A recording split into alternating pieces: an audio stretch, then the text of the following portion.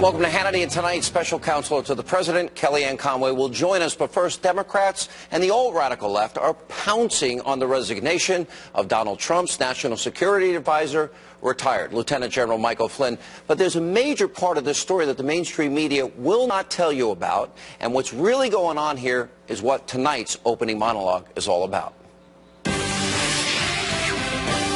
So liberals, they're predictably wasting very little time trying to create a political firestorm over Flynn stepping down. Let's be clear. It was wrong that Flynn misled the president and vice president about his phone call with a Russian ambassador. He owned up to it. He did the right thing. He stepped down. But there's something much bigger here and much darker going on, and that's been part of the alt-radical left and their master plan to damage and destroy the president, Donald Trump, and, frankly, as collateral damage, anyone connected to him. This is about the left willing to do anything to stop President Trump from draining the swamp and changing the status quo and all the bureaucracy in Washington. And that means the media bureaucracy, that means the liberal bureaucracy, the lobbyist bureaucracy, etc. The D.C. swamp is rising up. They're colluding and viciously fighting to take down the 45th president and his entire administration. It's that serious. Now, the alt-radical left is hell-bent on annihilating everybody around the president, from his top advisors like Kellyanne Conway, Steve Bannon, Reince Priebus, Steve Miller, even Dr. Sebastian Gorka, to even the president's own children, including the media's attacked his 10-year-old son. Mike Flynn was already a very divisive and unusual choice for this job because it's kind of a consensus building position, and his background is really as a hothead. He's already a kind of a divisive force within this White House. So, Stephen Miller, let's take you to class for a second here, because I know you didn't go to law school. I don't know what type of school you went to, but they certainly didn't teach you civics. You're unworthy to be in the White House. You're unworthy to be in government if that's what you believe, unless it's Vladimir Putin's government. Saturday Night Live really did portray him just about as he is. I mean, he is an embarrassment even to Trump. And so I don't know how long he's going to last. It's a stunning thing that a white supremacist, Bannon, would be a permanent member of National Security Council. See this? One by one, in true Saul Alinsky form, the left and liberals in the mainstream media have been systematically going down the line of people close to President Trump and trying to take each and every one of them out. In Rules for Radicals, Alinsky explained exactly what we're seeing. Quote, pick the target, freeze it, personalize it, polarize it. Well, that's exactly what the left is doing, and now they smell blood in the water. And their ultimate target is, of course, the president himself, Donald Trump. That's why Democrats and the alt-radical left and the media have brought up the subject of impeachment already. Take a look. Let's not forget that there wasn't just one call to the Russian ambassador. There were 5 calls to the Russian ambassador. Treason's greetings. General Flynn wasn't acting alone. He wasn't going rogue. He was doing what his boss ordered him to do. And as for the Flynn investigation, it's going to turn into Flynn impeachment sooner rather than later. I have led in talking about impeachment. And some people say, well, it's too early for that. It's never too early if you understand how dangerous this man really is. They might try to wipe all this communications but clean, but those communications exist. They exist, and they will come out. And once they come out, I guarantee you Republicans are not going to stand by when impeachment is put on the table. You know, in 2008, before Obama was even elected, the guy that ultimately would become the ambassador to Russia, he actually went over there, visited, and talked to them. Impeachment of the president is clearly the end goal for the left. Facts, truth, doesn't really matter. Mike Flynn is just a small casualty of that bigger plan.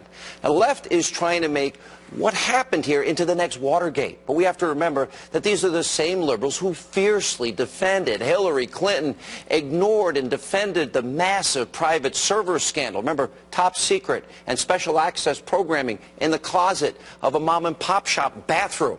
They ignored and defended the corruption, the pay-to-play at the Clinton Foundation.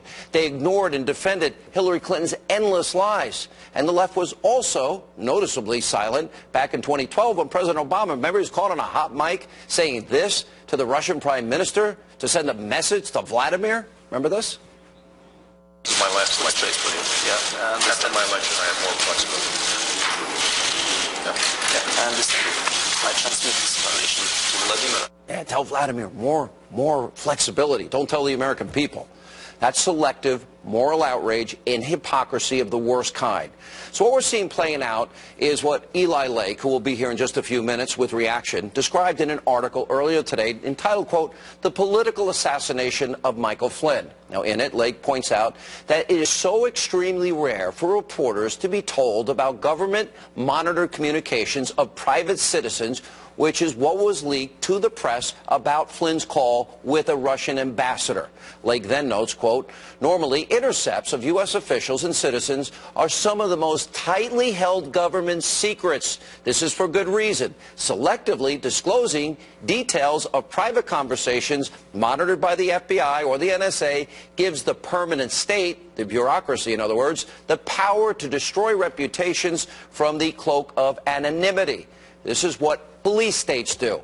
It was no secret that Flynn had a very rocky relationship with the national security establishment and members of the Obama administration. He's even said that he was previously forced out of the government for daring to speak up about the threat of radical Islam and questioning the narrative being put out by the Obama White House. Now, on top of that, the endless leaks about the Trump administration is so serious that the House Intelligence Committee chairman, Congressman Devin Nunes, is now asking the FBI to launch an investigation into where are these leaks coming from. And as our own Catherine Herridge reported earlier, when Flynn was asked if the leaks were targeted, coordinated, and a possible violation of the law, he said, quote, "Yes, yes, and yes." Now, nobody in the media is telling you that. Ever since Donald Trump ran for president, there's been this liberal witch hunt. They're salivating. There's a sense of urgency. Nobody connected to him is off limits. They want everybody. Even his 10-year-old son, the media has attacked. His daughter, Ivanka, going after a woman. She's been viciously attacked. And now there are boycotts against her clothing line. The media's gone after his son, Eric, and his charity, which has donated a lot of money, millions, to St. Jude's Children's Hospital and research. But after pressure, Eric was forced to shut it down. They even went after Don Jr.'s kid recently in New York about a school that he goes to. Now, those are just a few of the examples. Here now with reaction. Our Bloomberg View columnist Eli Lake, who I just talked about, Circa News national security correspondent Sarah Carter, and New York Post columnist Paul Sperry. I want to go to you, Eli, and start with this because, first of all, the political assassination of Michael Flynn is a pretty provocative title here. Normally, intercepts of U.S. officials and citizens are some of the most tightly held government secrets for good reason, selectively disclosing details of private conversations monitored by the FBI and NSA gives the permanent state the power to destroy. This is what police states do. The permanent state, define that. Well, it's the national security bureaucracy. It includes everything from the administrative side of the Pentagon, elements of the sort of career military, the CIA, the FBI. It's the people who would have possession of these kinds of intercepts, and we trust them. It is a public trust that this stuff does not get out into the public willy-nilly, because when you kind of selectively disclose it, you can ruin someone, because it's an extraordinary power to be able to listen to someone's phone calls or read their emails like that. Yeah, and I think what's really important here is this is, I have two articles here. One is by Kenneth Timmerman. He wrote a book back in 2007 called Shadow Warriors about the intelligence community and the damage that they can do. And there's a Time magazine piece by Sam Frizzell. All of these leaks, ever since Donald Trump got in the picture, you're saying to the country tonight, this is unprecedented. Not unprecedented, this is not common. The last time I can remember anything like this happened was in 2009. It was about Jane Harmon. A lot of the press did not pick up that story. It was in CQ. But, we almost never see this kind of thing because it's not just U.S. citizens, it's also U.S. officials. This is the kind of thing that happens in banana republics when the national police will go after a political leader that they don't like and using these extraordinary powers. And we trust the NSA and the FBI to use these powers to catch criminals and terrorists, but that should not interfere in our politics. And that stuff is interfering right now in our politics because Mike Flynn was President Trump's choice. There's no other way we could have gotten that information if it weren't leaked from somebody in the intelligence community. Again. Well, no. I mean, the question really is, the other thing is this. Most senior officials who have high clearances can't see the names of the people in these intercepts. All right, so Sarah, that's the other thing. Yeah. They're redacted. What a great point. Sarah, I saw you shaking your head. Yes. I mean, Eli brings up several very important points here, and I think even more so, not just what happened with Lieutenant General Mike Flynn, but think about this. They exposed an operation on the Russians as well as other state actors. They said, hey, we're monitoring all your phone calls. Your cell phone is wiretapped. Your landlines are wiretapped. What are the Russians going to do? They're going to toss their phones. They're going to up the ante. They're going to tighten their belts, and they're going to find out how to fix their phone lines so that we can't monitor them. There are people within the U.S. intelligence community that I've spoken with today and yesterday that say there should be an investigation because basically they've been burned. So people within their own. And a violation of law? Sarah, this is what you do. And a complete violation of law, of federal law. So you got leaks. You've got 9 people leaking to the Post, others reading transcripts on the phone. So there needs to be an investigation into this. This is bigger than what everyone's seeing. I mean, imagine this. Right now, the Russians, other state actors like Iran, Syria, everybody is just burning all of their phones. They know that the NSA has the capability to get into those scrambled phones. That's scary. Because in many ways, Eli's conclusion may be right then. If people are doing that, that is insidious and in many cases could be outright evil. Paul Sperry, before I get to you and your column, let me play Sean Spicer from earlier today talking about this very topic. The idea that not just in this administration, but the Obama administration, going back to the Bush administration and back, that we have an issue where classified information, of which this would be, is handled in such a way that it is being given out. And I know in some cases it's a good story, and I understand that, and that's to some degree your responsibility to write that. But I think there's also a story here with the amount of leaks that are coming out of people that are entrusted with national security secrets and classified information are leaking it out.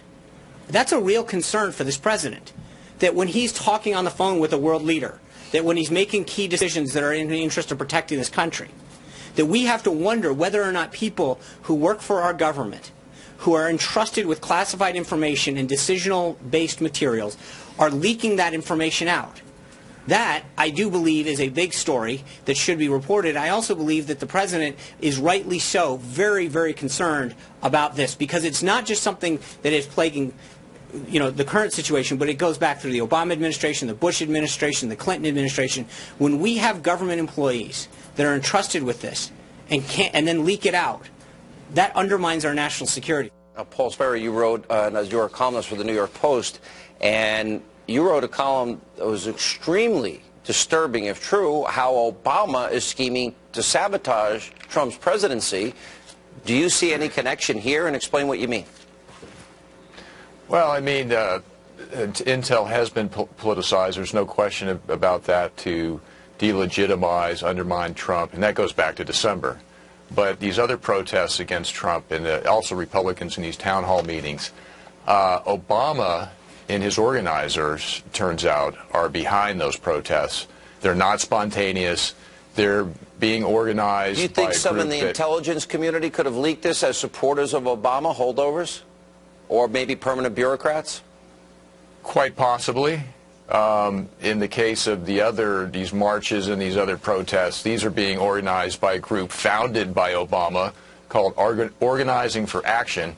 It's a radical Alinsky group. It's got a lot of money, and they're training an army of agitators to sabotage Trump and his policies while at the same time protecting Obama's legacy, like Obamacare and the Dreamers. And here is OFA listed prominently on Obama's new website, OFA Organizing for Action. Wow. So you think it's a lot deeper. I think we've got a long way to go. It sounds to me, based on what all of you are saying, and you are all experts in national security issues, that we need an investigation where these leaks are coming from, because it seems like this is political and it's damaging a lot of people, and that's the other side of the story that I think a lot of people are avoiding. Guys, good to see you all. Thank you for your insight. Good columns today from both the guys. And coming up next, right here, tonight on Hannity. As time wore on, obviously the situation had become unsustainable, Kelly, and General Flynn... That makes no sense. Members of the mainstream media, shocking, they're attacking Kellyanne once again. She'll join us from the White House. And later, Rick Grinnell, Charlie Hurt, Nancy Soderberg react to Michael Flynn's resignation. That and more tonight on this busy news night right here.